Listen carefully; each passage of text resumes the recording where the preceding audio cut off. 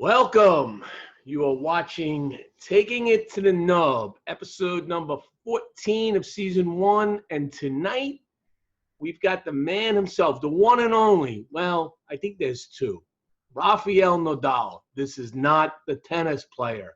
This is the man himself, the cigar maker, a chameleon in the industry. And we'll get into the reason of that in a bit. But let me bring in Rafael right now. Rafael, welcome. Hello, how are you? Thank you for having me here. Anytime. We've known each other for a long time, Rafael.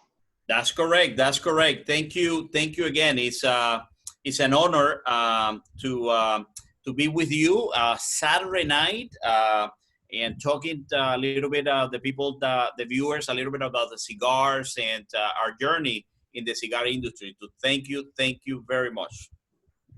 Yeah, that's a really good segue. It's almost like we practiced. So yeah, journey into cigars. But before cigars, we're going to go back. So you came to this country, what, 14 years old? I was 15. It seems like a long time ago. Well, actually, everything up to 2 months, it seems like a long time ago.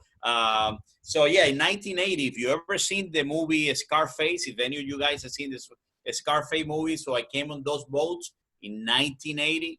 It was called the Mariel Boat Leaf, and I made it here actually 40 years ago last Sunday, so it was May 31st.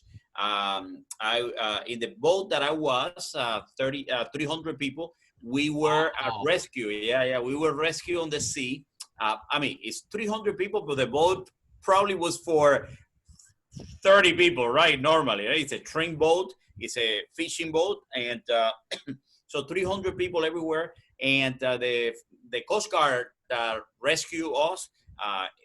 In a morning, we thought we were going to be done, no food, no water, and it was we were taken to Key West. And I don't have to tell you, in the really 4 or 5 o'clock in the morning, as the sun was starting to come in, and we had seen the sea all over all the sea, we see all of the sun, we see this huge boat, which, by the way, probably wasn't a huge boat, but that's what it looked like, with a huge flag. It was a Coast Guard.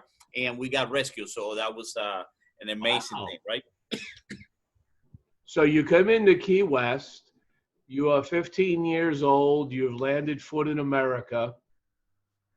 And from there, from what I remember of the time, and I was a young one at the time. Well, actually, at 86, I wasn't. But they brought you to what, Miami, to a kind of a community tent city.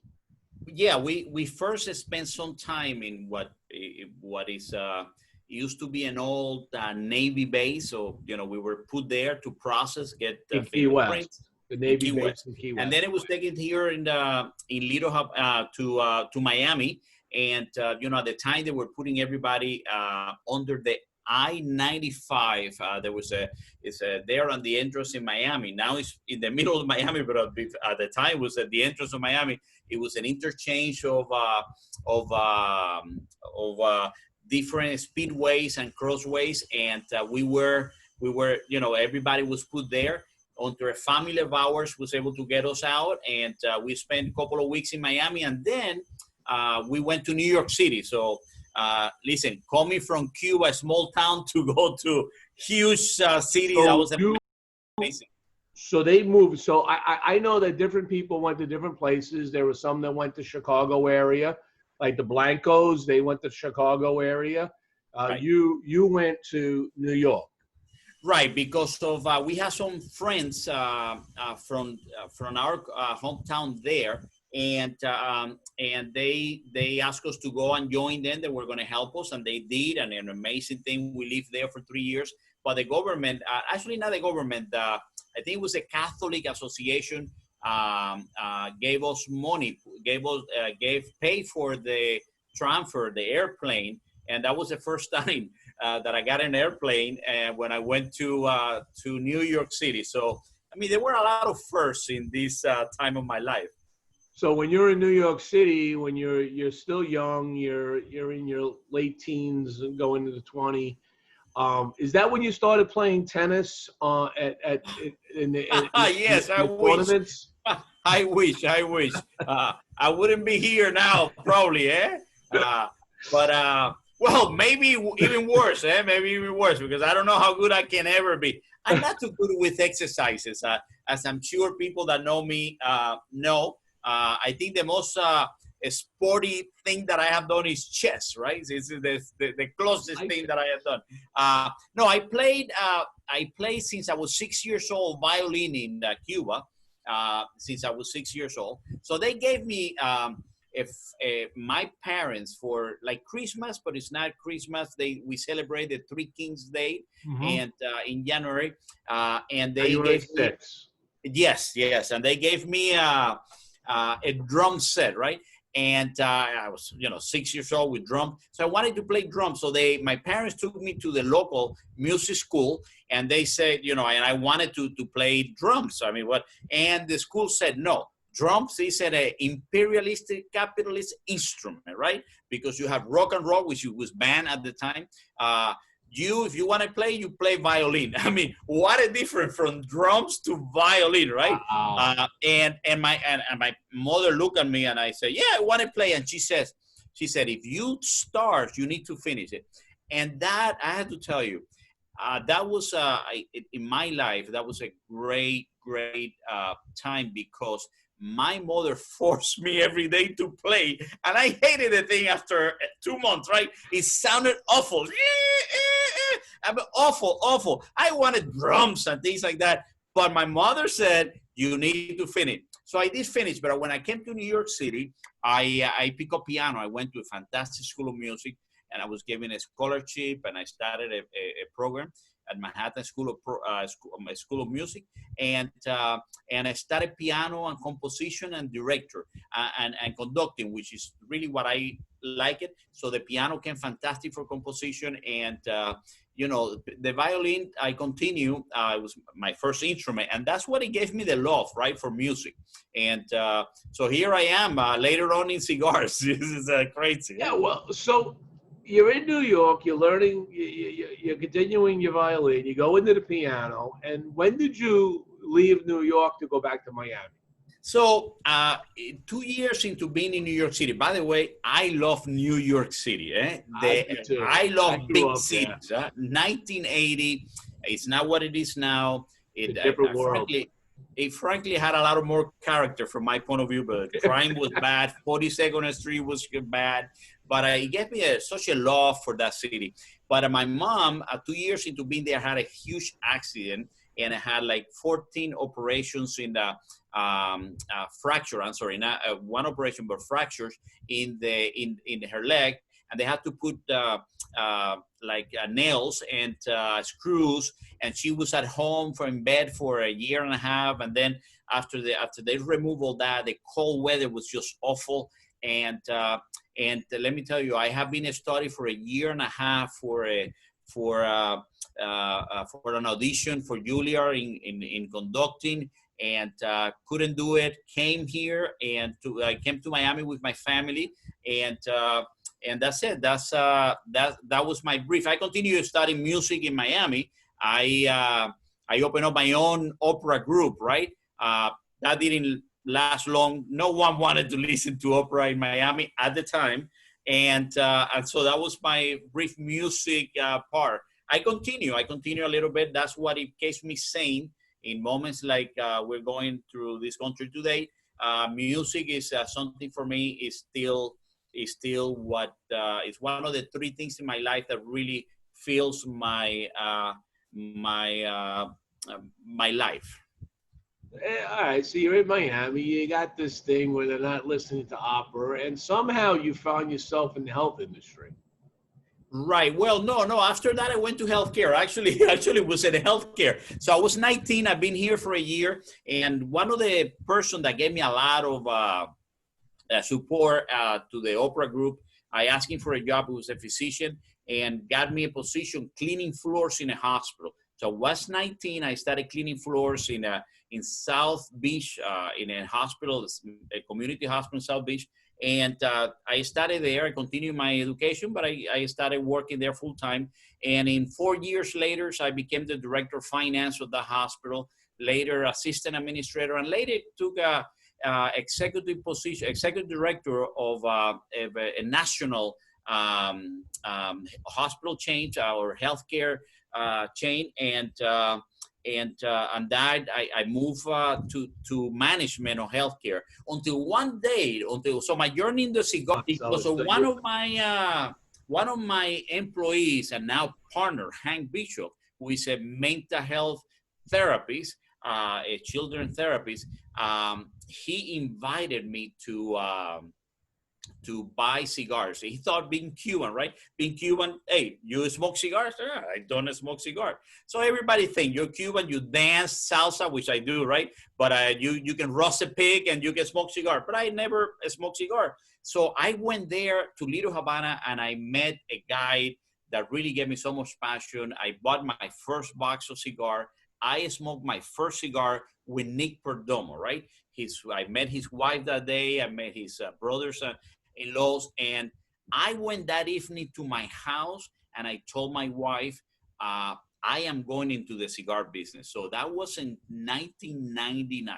So I fell in love with the industry. I fell in love just like that day, and that's it. I started we started our own, Hank and I. We became partners, and we and my wife, which is incredible because my wife, her family have been on the cigar business, which I didn't know, in growing tobacco for 5 generations in Pinar del Rio, Cuba. It's amazing, right? That clock back just a second. All right. So when you were living in Cuba, you were not connected to any of the tobacco industry. Never, because I live in a different part of the country. So okay. I really, in my house, in my family, cigars was not we didn't know about tobacco. Like in my wife is from Pinal del Rio, and in her area, yes, they have to work in tobacco. The whole family grew tobacco, and until her and her sibling,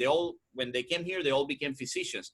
But even her father used to distribute Aurora cigar before Miami Cigar. So she had been connected to cigars all the time. So it's funny because when I told her that night, I want to go into the cigar business, she told me, you're crazy. But later on, she gave me like 3 names to call. And it was Estelo Padron, it's Orlando Padron brother. It was a Plasencia, and it was Oliva. I mean, she knew her family had been connected with tobacco all her life. She lived in Tampa when she came from Cuba. So it was the center of the tobacco area, premium cigars at that time, Tampa. So it's incredible how the world goes round and round, right? So when you wanted to get into this business, so you got the smoking. So what was your first cigar to start with? What was it? My first cigar, I had to tell you, I wish they make it. They don't make it anymore. It's a Perdomo. At the time, it was Nick Perdomo. So it's Perdomo La Tradición. Box press. That's why I fell in love with box press.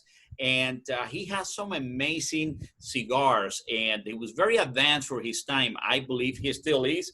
Perdomo has always been able to set up trends in the industry, and he had a fantastic. I bought another one that day. It was called Dos Rios, which used to be reddish box press. Let me tell you, I fell in love, and Nick had these funky sizes, right? So they were box press, with just some preferidos in box press.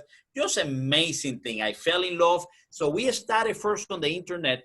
We created a website. We started selling internet, and we met some people from Oliveros Cigar, and we became consultant, Hank and I, for Oliveros.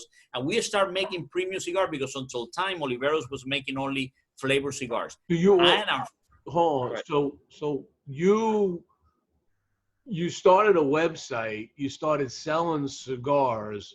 Right. Just Oliveros, or you were selling others? No, we started to sell many cigars. Actually, from most of the. What was the name of that site?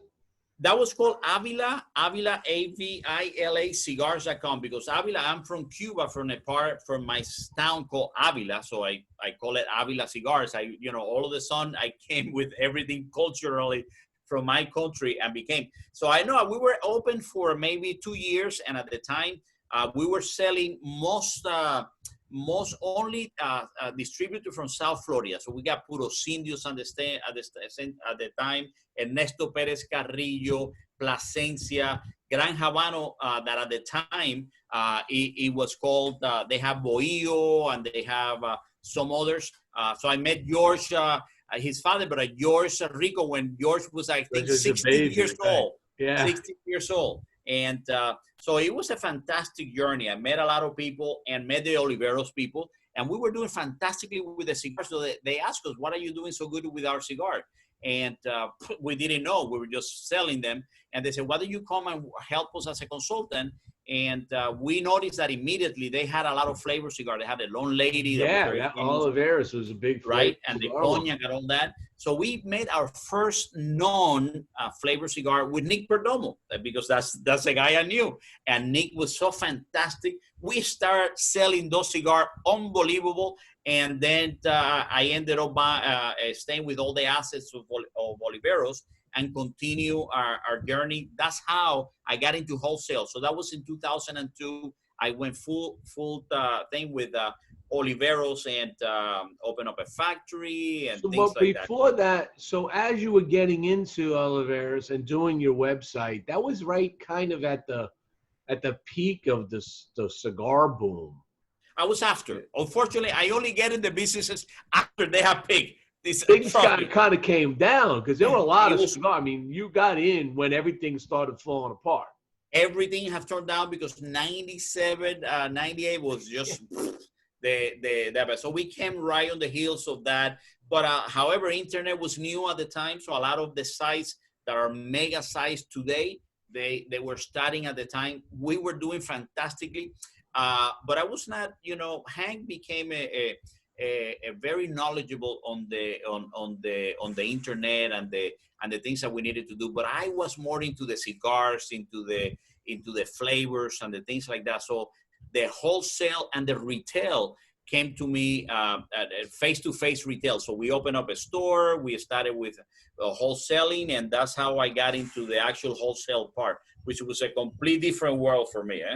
So you're doing this for Oliveros, and then eventually you and your partner and your wife decided to buy Oliveros. Right. So we bought the asset back in 2002, and that's when we went full side with that. However, the problem was, we struggled for many years. What happened was, first of all, it's a business that is very difficult. It's for sure, Jimmie, the most difficult thing that I've done in my life, right? Because you think just making a cigar, if you make a cigar good, but you have to make a cigar good every day. So consistency is very important. And not only that, I was trying to make cigar for everybody, right? So you like this, I'll make this. So you like that. But let me tell you, that wasn't working. And in 2011, I just fed up with never being able to catch up and things like that. So we came out with boutique blends, and it was our first cigar was the aging room, and it was a departure. We wanted to move completely outside of that. And listen, if I was not succeeding, at least I was going to make cigars that I enjoy, and it was make cigars. So we went with these things and listen, these are not working. We're going to make cigar for ourselves. If we like it, we're going to make it. And we thought that the business needed small batches and different complex flavors, right? And I think that was something that it was big companies always struggle with that because they have their way of doing it, and we had access to a small amount of tobaccos, right? So we started in Dominican Republic with Hochi Blanco. Our first production of aging room came from there, and that's how the aging room was. Came to life in 2011, and that year became we had one of the top 25 cigars of the year. Yes, F55, right? Right. Well, no, first the M356. The M356, right? Yes, and then next, the follow-up, we had the box press, and Cuatro became the number 2 of 2013. So things just started rolling. I tell you, that put us on the map. You were up here. So like I mentioned earlier when I started the show, I described you as a chameleon because you came from a country that was impoverishing you, pushing you down. You came to America. You went to New York. You were studying. You were doing music. From music, you end up in health. From health, you end up into cigars. And from cigars, you start into some flavored stuff. And then you move into this world of premium cigars through your connections and your friends. And now you suddenly get like this magnificent accolades. And oh, by the way, trust me, I love your F55, your M3. Thank you. I mean, you look at some reviews I did in those in the past, they don't even do them justice. Okay. Thank you. As good as I wrote them back in the day, they still, those cigars are phenomenal. Thank Matter you. of fact, right now I am smoking your Aging Room Connecticut. Right. So that's one that we did after a follow-up 2 years ago when we came to Altadis and we expanded the line, and that's a Connecticut. And that's an example of the things that we were trying to do. So this is a Connecticut. I did not smoke a lot of Connecticut's at the time, but I wanted to do a Connecticut that had a lot of flavor to it, right? That it called my attention. Not too strong. I sometimes don't need a strong body cigars, but a flavorful is something that I think is for me is paramount. And so that was a follow-up. And then obviously, so what happened is when we were doing this aging room and what have you, I fell in love with a cigar called Romeo by Romeo and Juliet, red and white from Altadis. And I fell in love with that cigar. And then they did another one that's called Romeo Añejo. So I told my partners, I love this cigar. I actually buy boxes of this cigar.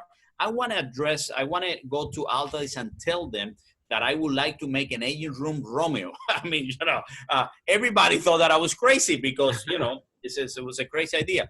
But again, listen, I come from Cuba. I've done this. What the heck? I mean, the only thing that is worse is not ask for it, right? So I approached them and I said, I have this aging room, which they knew, and I would like to do a Romeo because I fell in love with that cigar. And they said, well, let's do something. And we did a Romeo aging room, which, by the way, got one of the top 25 cigars not long ago. Again, I think a couple of years ago.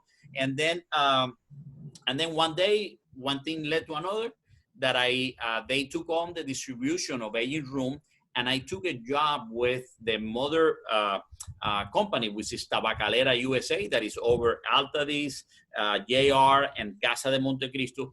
And I became the head of product capability, which is working with the blends, developing the blends for all these. So let's slow that roll ever so slightly. Take it back just a minute. So you now have Altadis, one of the largest tobacco companies in the world, takes on the distribution of your aging room product. That's correct. You ended up taking a job with them. Did they buy out the brand? No. So you still own the brand? Yeah, they still hang. My wife, Hoshi, my partner, and I, we own the brand, but we did not want to sell it. We wanted to still have control of the brand. Listen, it's something that we built, right, and we wanted to. So even though you work for Altadis, you still own Aging Room and they distribute it. That's now, correct. when you moved into Altadis, you took on this job of product quality.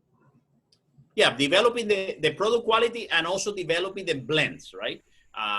For all of our portfolio. And let me tell you, man, working with such amazing, iconic brands like Romeo and Juliet, like Montecristo, like H. Orman, that has been an amazing journey and a responsibility that I take very serious, right? So something that and so we wanted to change a little bit the type of blends and portfolio of or the type of flavors of some of our cigars. So we started developing a little bit more complex, a little bit more cigars, and I think in the last 2 years we have received very, very good ratings and have increased some of the new cigars, like the one that we just released last week is the new Romeo and Juliet Reserva Real, from Nicaragua. Also made with AJ Fernandez. So we have, and now I'm also in over marketing. So I'm head of marketing or consumer marketing for the company as well. So it has been. You moved up in the company, but when you came in to Altadis, did they reach out to you and say, hey, you know, you're a boutique guy, right? You got this Altadis company, which is just an enormous company, right? And the people that are like heavy boutique guys would say like, yeah, you know, we like our boutiques. Now you moved in there and it's like, here's the boutique Rafael walks into Altadis. Did you get accepted with open arms? Were there a lot of changes you have to make? Was there things that you saw that they had to do better from a boutique mind? Yeah, well, let me tell you, all started because my boss, still my boss, is the president of the Tabacalera USA, Javier Estades.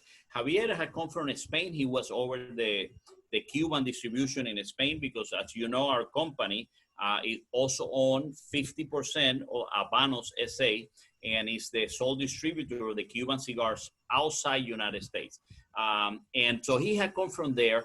These are tobacco people, and he knew what we had and where we needed to go. And he said he really enjoyed the part of the cigar, and his boss as well. So basically, they knew that we had opportunities, right, in the marketplace by really becoming, by developing an area that perhaps they have not done before, which was this new boutique type of flavors and look and feel of the product. So this is something that they thought about it, and that's why they approached me, and that become just an amazing dream for me, right? So yeah, no, they did accept it. Not only accepted, they welcome it.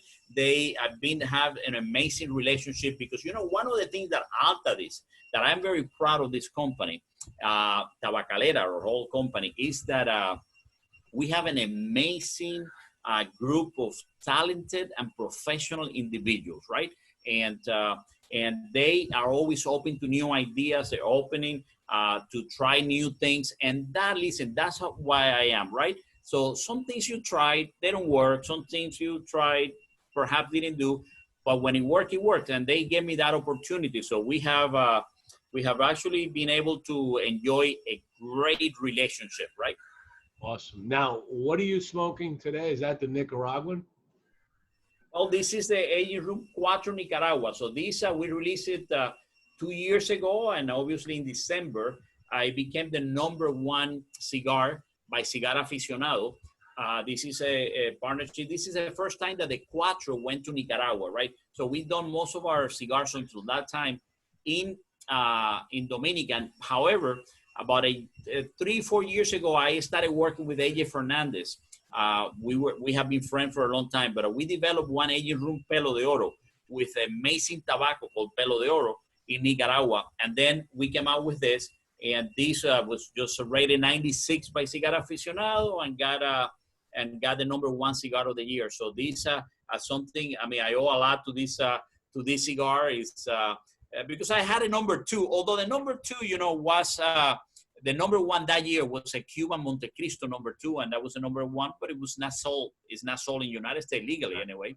So, but you know, by default it was #1, but on the records it says #2.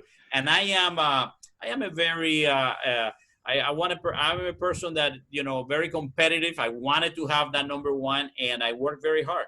Yeah, and you have, and you've had tremendous success. We have a lot of people watching us right now. Got some questions that people like to come in with. My good friend Steve from Frontline Cigars up in Chicago. Great guy. Asked the question, what is your favorite Cuban cigar? Well, I have to tell you, I love the flavors of Cuban cigars, and just like I love the one from Nicaragua and Dominican. For me, it's just another you know, like when you drink wines, right? And you get wine from California, but then you have an Italian wine or a Spanish wine or South African wine or a French wine, and you know, so Cuban cigars. So now we work with a part of the company, but I have to tell you, depends a lot on the year, and the tobacco that it is. They just came out with a 1935 Monte Cristo, fantastic, yes, and so that's a fantastic cigar. But for example, 2 years ago, I was in Spain, and the president of the company gave me a cigar to try, and it was a Cohiba Lancero from 1992.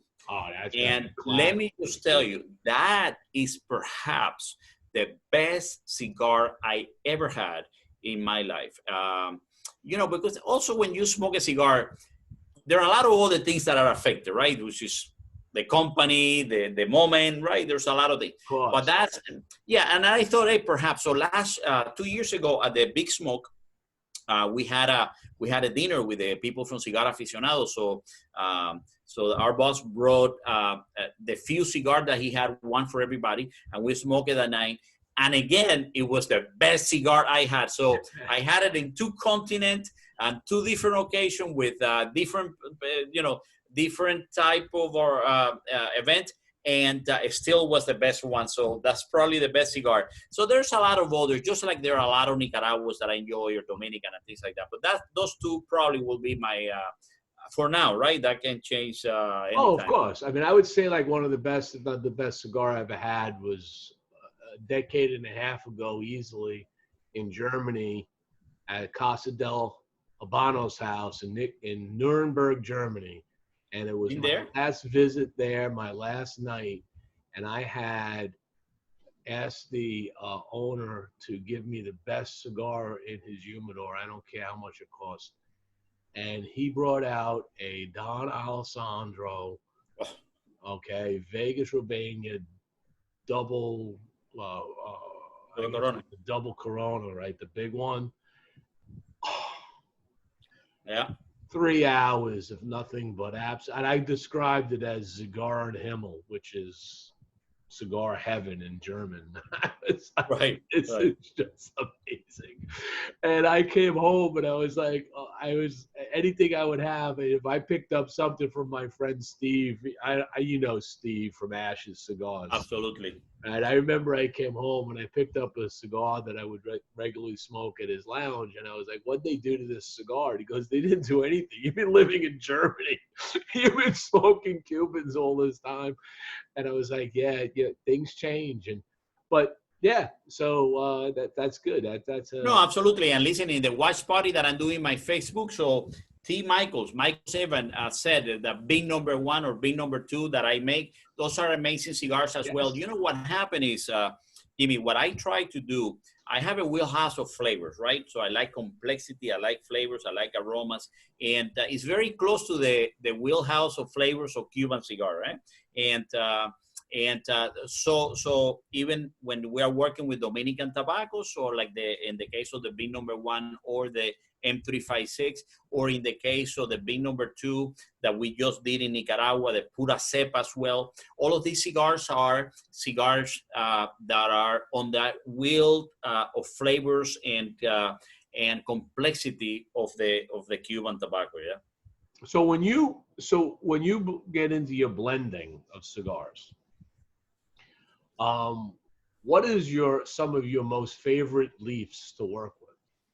Well, you know, one of the things that I like, and I guess that's the musician of me, and that's the person that is willing to try and different things. I like variety, right? So one of the things, for example, of this Aging Room 4 Nicaragua is a puro Nicaragua. So that means all the tobacco comes from Nicaragua. But in addition, all of the tobacco are grown in Estelí, right? Which is just one area with a specific or a type of flavors that you get from and strengths that you get from that. But what it makes it different is the different varieties of seeds, right, that went into making a cigar. And I think that's very unique. So the varieties, even on the same type, Habanos is a seed, which is means that are seeds that come from Cuba, right? But then you have different variety, which is a Criollo 98 or a 99, and then you got Habano 2000, 2000. And then you have different varieties within that one and hybrids, because you actually can make different ones, right? Different varieties within that. And that's what I like, the different varieties. Now, I love Cameroon, for example. I love Cameroon. A good Cameroon is something amazing for wrappers that I eat. But I also love something like Matafina from, or Arapiraca from Brazil, for example. Or that Pelo de Oro is one of the most amazing ones that I've seen. It's a Cuban seed grown in Nicaragua. There are two types. One that is grown that also awesome, amazing from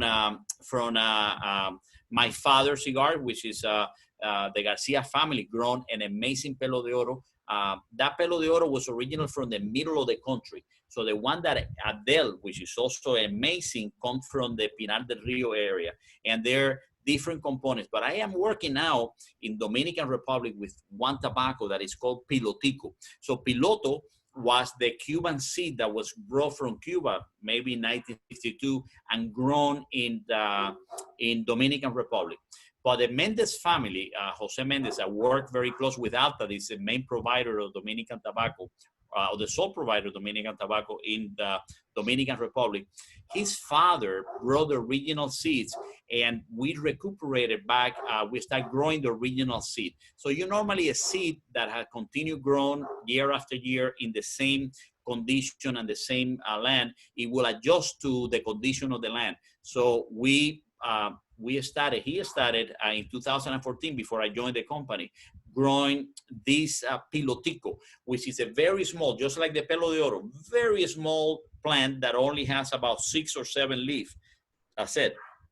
And it's more flavorful, different texture, and fantastic. So we use it in some of the new releases we have done in the Monte Cristo 50 that we just did, and we use it in the A. Shortman Hispaniola that we did, that we also blended with Andullo. So I have been using that tobacco. We are using right now the 2015 crop, which is 5-year-old tobacco, and they're amazing. So I like variety, and there are a lot of different ones that I do love. So let's talk a little bit more about the chameleon in you. Keep moving. So you go through all of this. You make these great cigars. You join forces with Altadis, Tobacco Area USA. You're the quality guy, making sure that cigars are coming out good. You're there for a few years, and just recently this year, their parent company, Imperial, sells the whole lot. What was your reaction, and where do you think this company is going now? I guess it's owned by an organization. A lot of them, a couple of Chinese are involved, but the owners are not. They have not announced the owner. They wish to remain anonymous, and okay. The organization continue as it is. So I think it's a fantastic thing, because Imperial, which is a great company, but it's a cigarette and a mass market cigar company, right? And it had this division that it was the premium division. And by itself, the premium division is the largest premium cigar company in the world. So we are the largest one in the world with operations all over the globe. However, as a standalone, cigars, premium cigar is a luxury item, right? It's something that we wanted to continue, bring value, ideas, new things. And I think, listen, it sold for a lot of money. I can only tell you what it was on the news, but it means that we had an amazing product, right? Which is a premium cigar. Obviously includes the Cuban, 50% of the Cuban part and the whole distribution of the Cuban cigars. And here in the United States, which is the largest cigar market, in the world. So I think as a standalone, we're going to be able to continue developing more of the premium side, which is what we do anyway. And we are going to be focused on that. So I think it's good, not only for the company. I think for the company is for us that we live and breathe and dream and everything cigars. I think it's better for us. But in addition, it's better for the industry, because whenever you have a company that is dedicated to quality, to providing the best cigars that you can in the market, it brings, you know, like they say, the tide rise, you know, rises everything. And I think that is what it is. So, you know, so there are other major cigar companies that have mass markets and have that, like we did. But in this division, in this company, is premium cigar. That's what we do. That's what we dream, and that's our goal. So the group obviously buys this out. They are focused because what they bought out is just premium cigars and tobacco, right? Right. And that's the focus. That's the profit line is on premium cigars. Right. Right? Do you think that this group wants to push and work with us to fight regulation? I mean, how are they fitting in on that? Because I know I do believe that it's a foreign-owned entity. All right. So their view, I mean, they've got obviously the Cuban brands, which are big for them, and then you have Tabacalera USA and all of what we have here. How are they? You don't have to divulge a lot of stuff, but what is your feeling on how they are addressing the FDA, how they're dealing with that? Are they going to take some action with others? So yeah. So, you know, basically there's no change, because the company will continue to be run by the management of the company, which is us and the Spanish part, and here in the United States. So there's no change on that. We continue with that, and we continue to have control. It's very clear that we want to continue with that. Even when we were under Imperial, our company continued to focus on the premium brand at the time, and even on the regulations. So, you know, we are not in favor. We never been in favor of the regulations. But if the regulations are going to happen, our position was, okay. And by the way, it was my personal position, even when I was in the boutique alone, right? It was always my regulation. We don't want regulation. We believe that the government shouldn't be in business to regulate anything. However, if you are going to regulate us, oh, wait a minute, let me tell you how this product is different from the other products that you're trying to lump together, right? So they have been a lot of talk, well, you know, big companies want regulation. No. Big companies don't want the regulation. Big companies want the same thing that we have, because we all know and we all believe that this industry in the United States is amazing, because everybody is a competitive market and everybody works hard to make better cigar. And we believe in freedom, we believe in free market, and we believe that to have the opportunity that everybody makes. So there have been divisions and there have been people that say this and that, but it has never, at least from our company side, never been part of reality. Because I can tell you, my boss, before I became in this year, I always felt the same way. And I mentioned it when I was in the advisory board of the IPCPR at the time. I mentioned it. We cannot regulate, you know, we need to fight for the regulation. But if they're going to regulate us, let's talk to them. I was in healthcare, which is one of the industries that's most regulated in the United States. And listen, you're going to regulate us? Well, if you don't know, let me tell you why you shouldn't lump this with cigarette, or we shouldn't lump this with a machine-made cigar, because it's different, because there are variations, there are different things, right? There's no health, I think, you know, obviously. So the only difference, though, is that we believe it shouldn't be regulation. And we, in every single statement that the company had made from the beginning, has been, we believe in no regulation. However, if we are regulated because the Congress gave that, passed the law, right? And gave that to the FDA. So for all internal purposes, we are being regulated. Wait a minute. So if you're my regulator, let me tell you why the things that you're saying doesn't make sense. Let me work with you to educate you why this is different.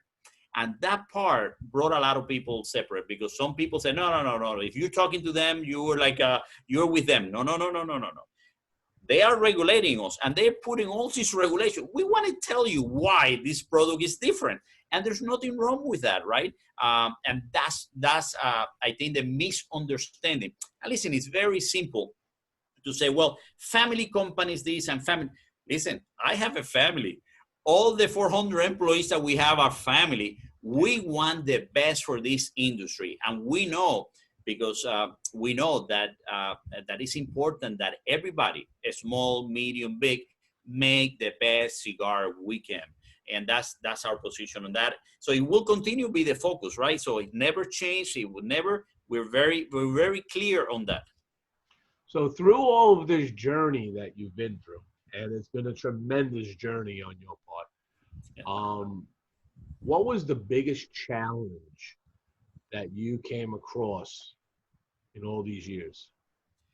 Well, for me, it was it was a learning when I was on my own, that I started with Oliveros. It was difficult because I thought listen, like any business, you make a cigar and you build it and they will come, right? But there are a lot of different things, because a business side is an important part of it, right? So in any business, because it's called a business, right? So you can never run a business from the heart. And I did that. You need to have a combination of the heart and the brains, right? So, and what it makes sense and what doesn't make sense. So it was, for me, it was completely very difficult. But I can tell you the reason I moved from flavor cigars right at the beginning, because coming from healthcare, I knew that there will be no chance in hell that flavor cigar will be accepted. Because let me tell you, I know about healthcare regulations, and there's no way, right? And I used to make Lone Lady vanillas, Lone Lady chocolate. I used to make them all, but I knew there's no way in hell that regulations will not come to the cigar industry, right? Because I came from a healthcare background, and I know everything is regulated, and around the world that is regulated. So I knew it was a matter of time. However, for me, it was very difficult to understand why the cigar manufacturers, distributors community didn't come close before that, right? So it wasn't until I think it was the S-chip, right? Money. And then again, I said, when the S-chip came along, which, by the way, it was such a difficult thing for a small company like us, because all of a sudden you have to put money, a lot more money from the beginning. But I knew that was not going to be the end of the industry as a whole, because at the end of the day, people are used to things like that. But for me, it was very difficult to understand why there was never a way to everybody get together. And listen, that division has existed, and then, everybody may have a different views of how to get to this goal, right? But you have to be respectful, because sometimes we believe the goal is the same, but the way to get to the goal is different ones. So, I found always that if you came with a different opinion, well, I'm sorry, you must be in favor of regulation. You must be in favor to put in the whole cigar industry out of business. No, I don't want that. But I know how to deal with regulation, because I did it in healthcare. So I knew that it was going to come a long time ago. And every time I said it, people are like, excuse me, no way in hell. This is about freedom. Listen, you cannot tell to me about freedom. I came to this country in looking for freedom. I know it's being taken away little by little, but you have to understand reality. It's going to happen at one point or another. Shouldn't we be together on what is a premium cigar? Shouldn't we be together on that? So for me, that was the most difficult thing to understand, why people didn't get together. So let me ask you a slightly different question around that. So with all your success as you've moved on, you don't get to where you are without making a few mistakes along the way. We all make mistakes. We learn from our mistakes. Nobody's perfect. What was the biggest mistake you made in the cigar industry? Let me tell you, I probably have made more mistakes than anybody ever in any industry. And then probably repeated 2 or 3 times, right? So uh, my journey has very, very long and very difficult at times, right? First of all, I think I got into this business just out of passion and what I saw on Nick, right? But I really didn't think. I didn't like I did in healthcare. I didn't step back and I said, listen, great, we wanted to do this, but how should we do it? Let's analyze the business. Let's do the necessary reviews and do diligence, and let's do that, right? So I didn't do that, and because of that, it cost me a lot of money. I thought, hey, if someone is selling me tobacco and tells me, knowing that I don't know anything about tobacco, tells me that it's the best goddamn tobacco, it has to be the best goddamn tobacco. And if they show me a hand of tobacco from this bell, that means that all of the tobacco is like that. So I think because of that difficulties that I had on the, because basically what we did is a marketeer of cigars, right? So we put our blend, we went there, we got it made, and that's it, we blended. But and opened the factory not knowing anything about the tobacco. But that necessity of I didn't do the due diligence or the learning. But by the way, that because I make so many mistakes on that and I lost so much money, I went and started learning. So tobaccos that I'm using today, I have been visiting this tobacco in the farm since they were growing year after year. So after huge problems that I have, I start working with people like Nestor Plasencia or Jose Blanco, and I start learning about tobacco. I spent months and months, and I wanted to learn the different varieties, why this. And by the way, I'm still learning. So one of the things that I know for sure is that I don't know almost anything, and I approach every day with the need to learn.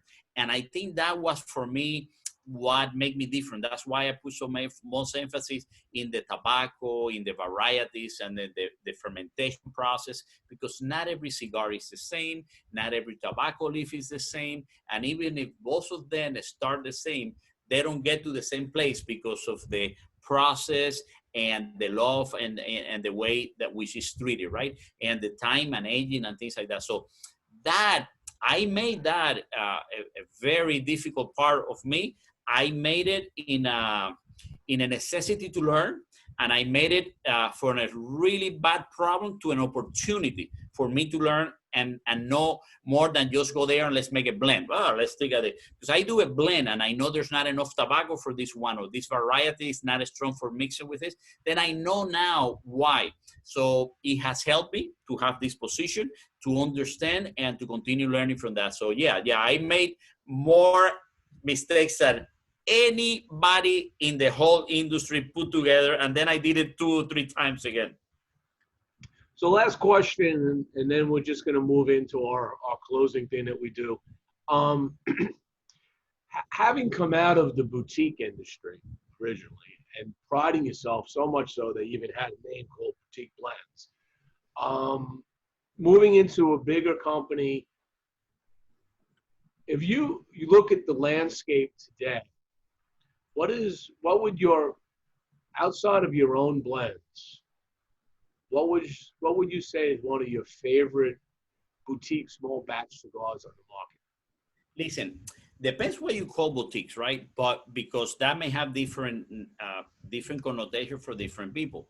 But for example, you go to someone like even my partner, AJ Fernandez, and collaborator, amazing cigar. I fell in love with that. Someone like the Plasencia. I was part of the team that with Plasencia that helped come out with the Alma Fuerte that came with that cigar and the Plasencia line. Actually, Hank still part of the Plasencia team that handles the distribution and overseeing that.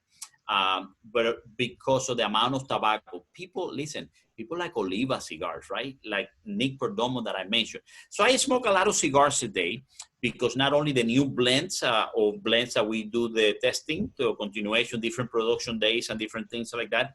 But half of those cigars or maybe more are other people's cigars. Listen, the Garcia, Pepin is doing so incredible. Listen, when you see with people like this, right?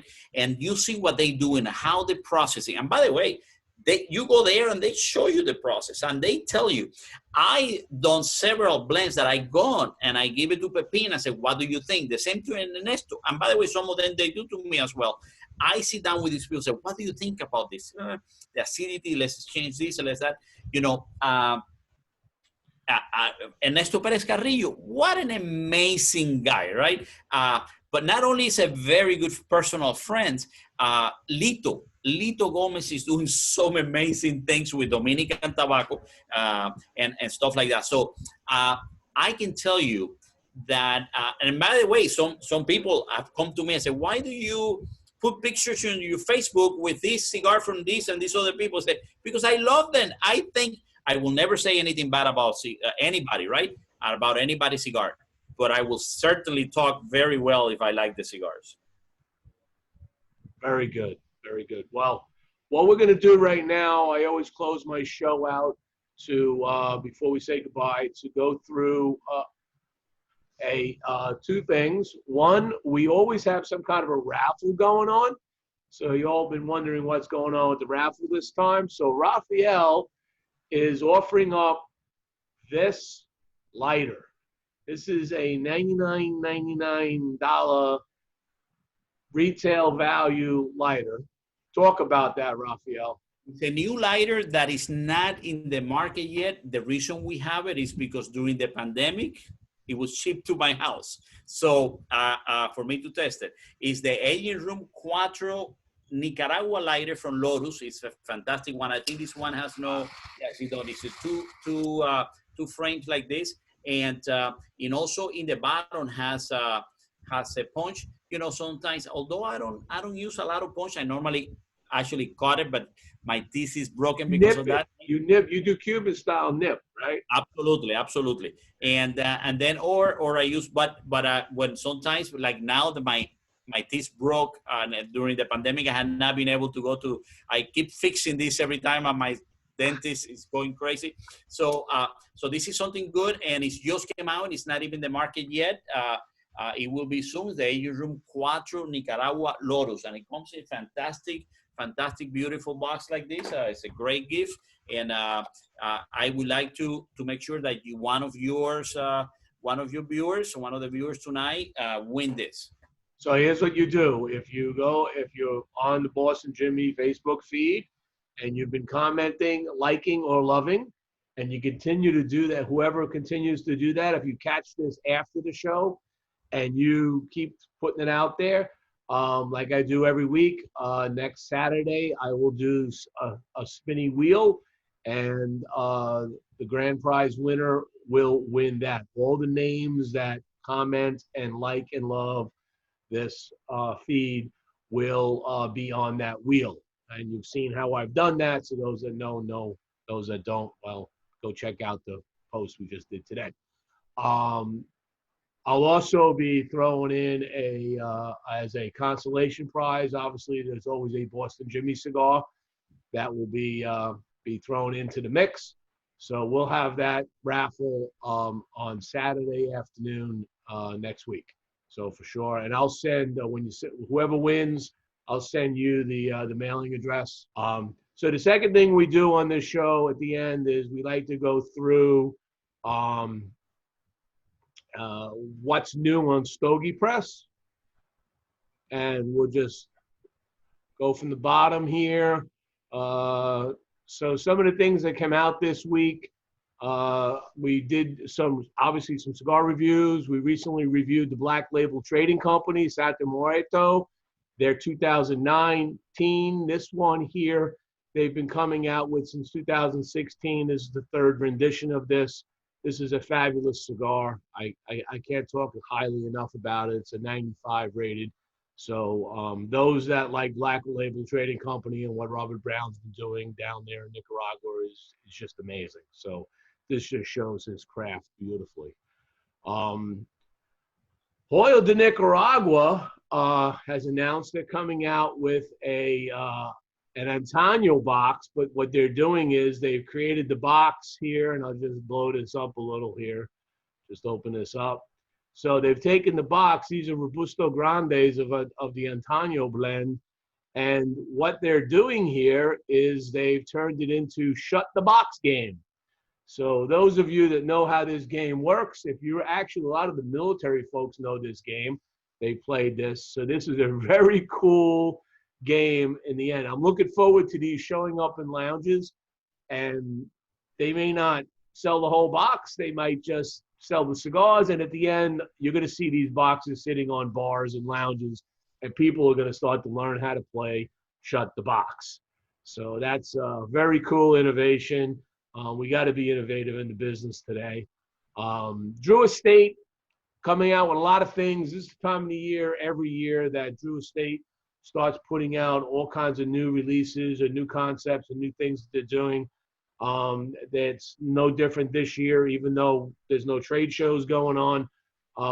They've announced a line of cigar and lighter gift sets.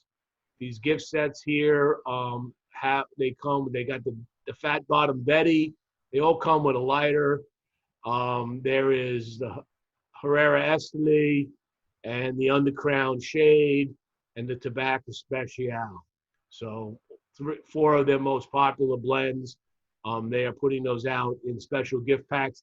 If you got somebody who is like, you got Father's Day coming, you like one of these, you probably want to tell your loved ones or your family, hey, this is what I want for Father's Day. That's obviously what they're pressing for, making that market.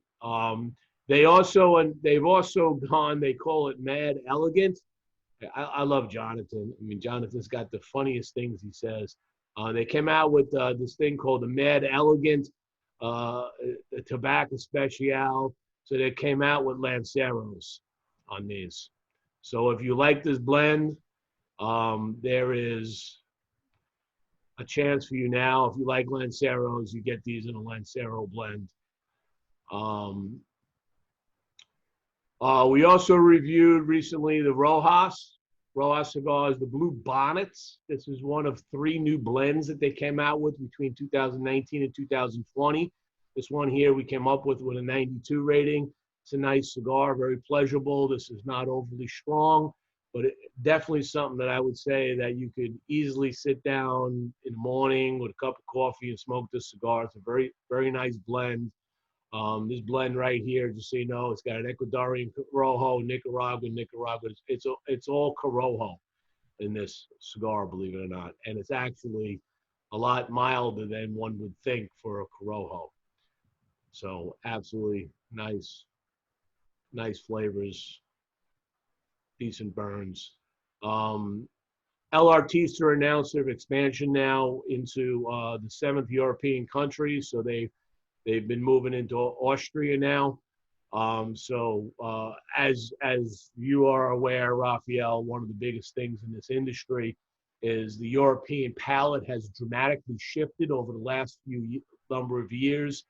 And we're all Cuban palates now. We're beginning to see all of our social media, all of our Facebook feeds, all around the world, and people are like, well, geez, I want to try that. I've never seen that because they don't see these over there. And now that market is growing rapidly for all of these Dominican and Nicaraguan blends. So El Artista has expanded. The Drew Estate again came out with now with their BOTL brown label for 2020. This is a Lancero, a Corona Gorda, and a Corona. This is their next rendition of what they call the BOTL, Brothers of the Leaf. So those of you that have had that cigar, got their 2020 edition of it. And Drew Estate also announced that They're expanding their Acid 20 line. For those of you that like that Acid 20, they're expanding now. They have a Toro in that, and they've taken the Robusto and they put it in a tubo size Robusto. And their market, their packaging is just stunning. I mean, just the way it looks. All right. So they're doing a job there.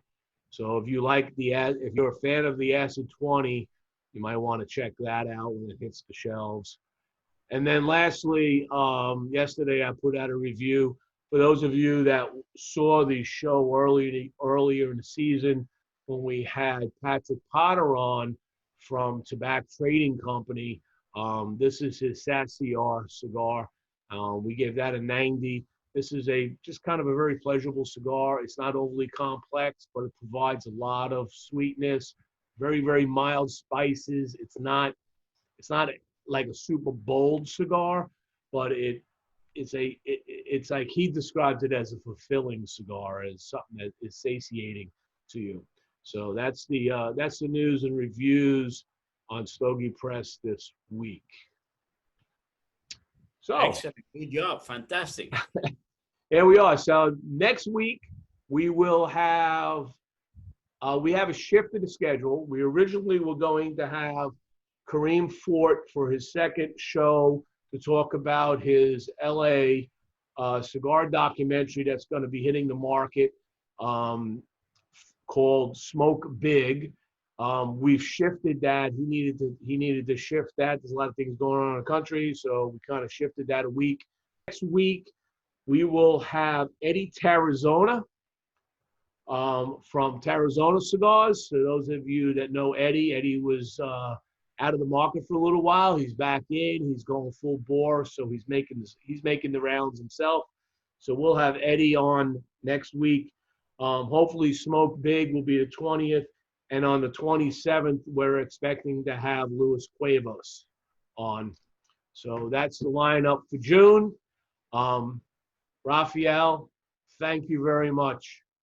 Jimmie, thank you very much for having me here. It's always a pleasure to see you and talk to you even on the distance. And to you guys at home, I please follow him because you get a bunch of information, which is always great, not only to hear about some of the big names, but also some of the small ones that are relevant for the industry as well. I appreciate the chance to be with you, to tell your viewers and listeners a little bit about my journey in the industry, the great things that we're doing as a company with Monte Cristo, Romeo and Juliet, Exortman. We have some great things on Trinidad Onyx coming in, Henry Clay, and obviously my own aging room line. So thank you very much. And for everybody, stay safe. These are difficult times, but trust me, from someone that has gone through many difficult things in their life, in my life, these too should pass. And it's important to have at least a good cigar and a good friend. Cheers. Thank you, Rafael. Thank you, everybody, for joining. Don't forget, you can always watch the replays of these on the Stogie Press YouTube channel. And every time we put out the finished product, it'll always be an article coming out on Stogie Press. Point you there in case you can't find it. So we'll help you every which way you can. Thank you very much. Oh, and by the way, Rafael wanted to play piano, but he had a piano problem. So next time, we'll do it next time. So we'll catch him another time. We're gonna have him put a concerto together. The one thing I didn't ask you, oh man, I had so many questions. Concerto pianist, concerto violinist. What is your favorite contemporary non-concerto pianist living today? Well, you know, I like all music. I like jazz as well. But in Cuba, there's some amazing musician. Jorge Prat, which is a guy that I saw not long ago, is an amazing, living now in the United States, and it's an amazing guy, a guy that plays all type of music, including classic, but also, and it's a guy that I saw him maybe 2 months ago in a concert here, and he loves cigar as well. So yeah, so he's Jorge Prat is one of the guys that I really enjoy a lot. Send me a link. I'd like to listen to him. Absolutely. All right, everybody. Thank you again. This is Boston Jimmy. Have a great day. Rafael Nodal. Thank you. Cheers. Thank you very much.